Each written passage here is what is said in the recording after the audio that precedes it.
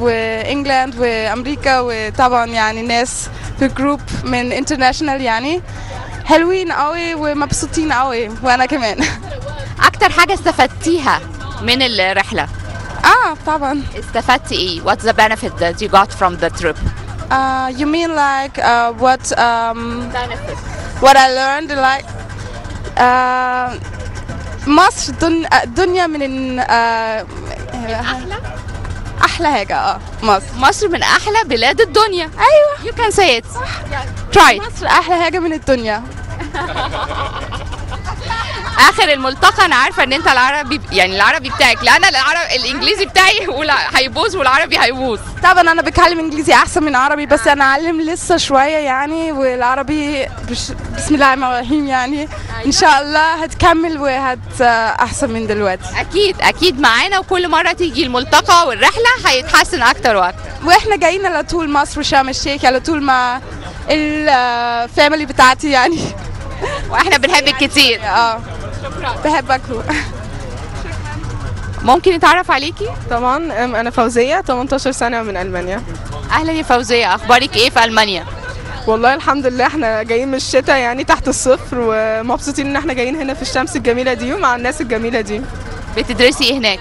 انا لسه في المدرسه، وان شاء الله يعني بعديها جامعه كده، وبعديها اشتغل في مصر ان شاء الله. احلى حاجه في الملتقى ايه؟ هنا ان احنا كلنا مع بعض طبعا، طبعا زيارات المتاحف والنيل هنا مخلينا كلنا مبسوطين ومهيصين زي ما انتم شايفين يعني. انا فرحان دايما ببلادي ولاد مصر، مصر الام اللي تسميني، تاخد بايديا تعديني، مصر الام اللي تسميني، تاخد بايديا تعديني، اسمها هو اللي بيشفيني والدوا مصر. ومعانا في اللقاء انجي من نيويورك. ازيك انجي؟ كويس الحمد لله. زي ما انت. ايه القمر ده؟ ميرسي. اول مره معانا في الرحله. اول مره في الرحله. ايه انطباعك عن الرحله لغايه دلوقتي؟ حلوه. يعني كلها فن والناس حلوين كويسين. في نيويورك لما بتقولي انا مصريه، اول سؤال بيسالوكي ايه عن مصر؟ شفت الاهرامات طبعا. شفتي الاهرامات؟ شفتها. ايه رايك في الاهرامات؟ حلوين قوي. غير كده بتبتدي تتكلمي عن مصر ازاي، او بتشوفي الاخرين بيتكلموا عن مصر ازاي؟ بحاول افهمهم ان مصر دي مش كلها صحراء، وان في مباني، وانها بلد جميله قوي. الرحله دي هتديكي معلومات اكتر تقدري تحكيها لكل اصحابك من كل انحاء العالم، بس مش بس امريكان يعني.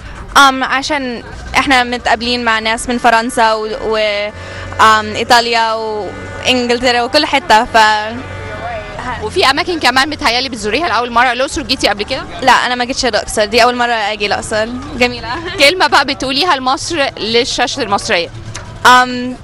مصر بلدي وبحبها قوي. ومعانا دلوقتي دينا وجينا وصفاء. اهلا بيكم. اهلا بيكي. عاوزه اعرف انتوا منين؟ من فرنسا. بس في الاصل مصريين؟ طبعا. احلى حاجه لغايه دلوقتي مستمتعين بيها ايه في الملتقى؟ طبعا الجو يعني اول حاجه، وبعدين جمال بقى الاثار وكده انتوا اول مره تيجوا؟ الاقصر واسوان. اول مره نيجي. جيتوا قبل كده الملتقى؟ في الصيف رحنا القاهره واسكندريه. احنا بقى ما التقيناش بيكم للاسف، اول مره معانا في وصال. يعني جينا قولي لي ايه اكتر حاجه حاسه ان انت استفدتي بيها من الرحله دي؟ ان انا اتعرفت على ناس جداد، من ناس من بلد تانية كمان. بس حاسه ان انت ممكن دلوقتي يبقى لك اصدقاء في كل انحاء العالم ويميزوا ان هم مصريين؟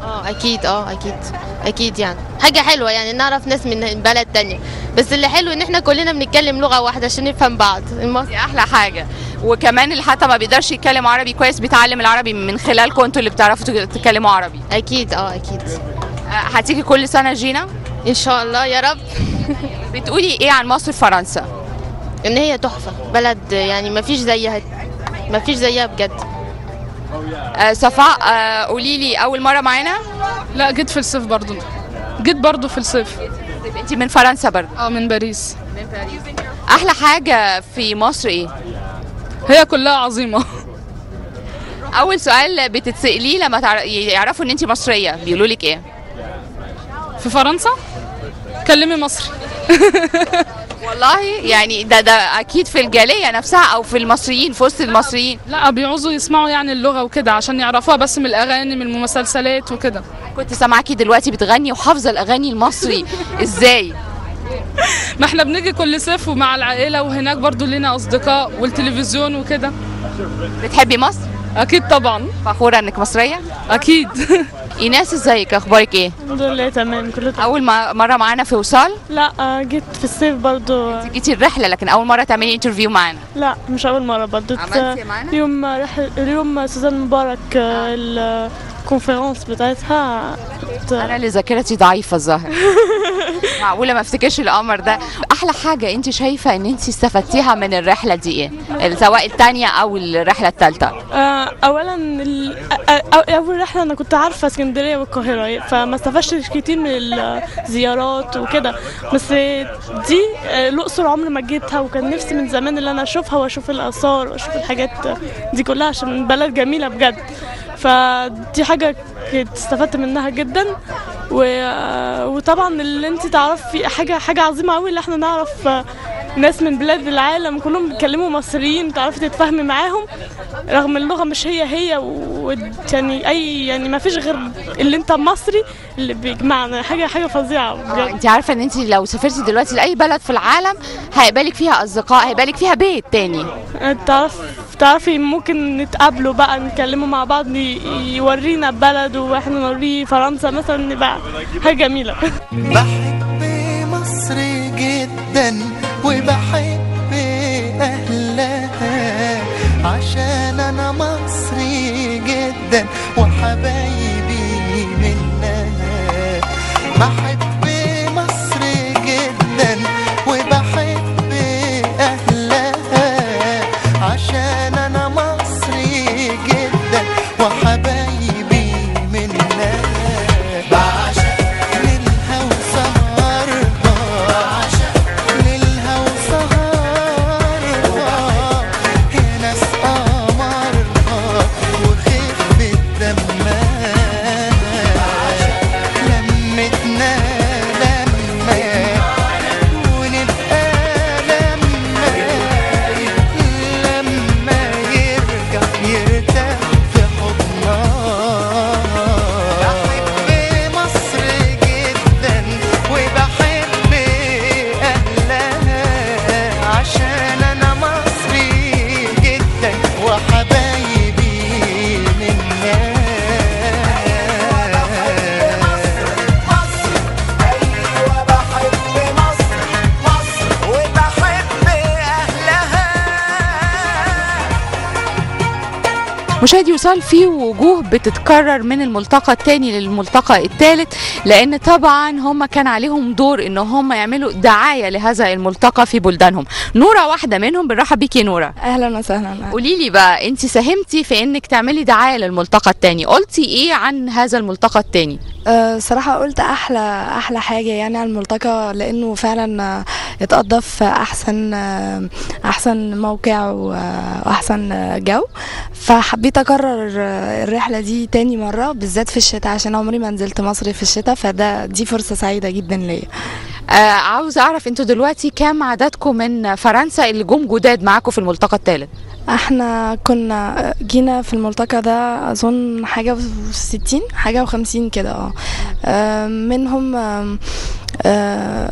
يعني 20 باين من الملتقى التاني والباقي كله جداد عشان ندي فرصه للناس اللي ما حضرتش الرحله دي تكرر. هل الرحلات دي الدائمه مع شباب مصريين من كل انحاء العالم بيغير جواكي حاجه؟ اكيد طبعا بيغير حاجات كتير، بيحببنا اكتر في بعض، بيجمعنا كلنا. يعني احنا ناس كتير من دول اوروبيه، الحاجه الوحيده اللي بتجمعنا ان احنا كلنا مصريين، فدي حاجه كويسه جدا وبتفرحنا يعني.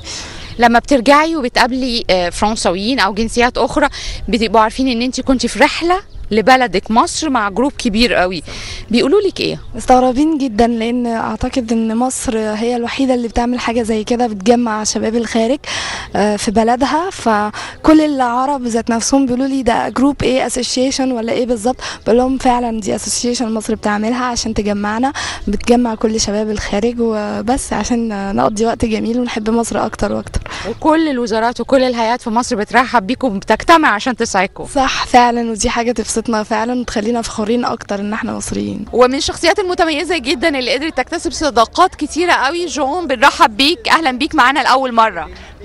اهلا بيك. اهلا بيك. انت مبسوط؟ مبسوط قوي قوي. اول مره تيجي مصر؟ بحبه، ده حلو قوي والله، حلو قوي. انت من استراليا، من سيدني؟ ايوه انا استراليا من سيدني. ايوه.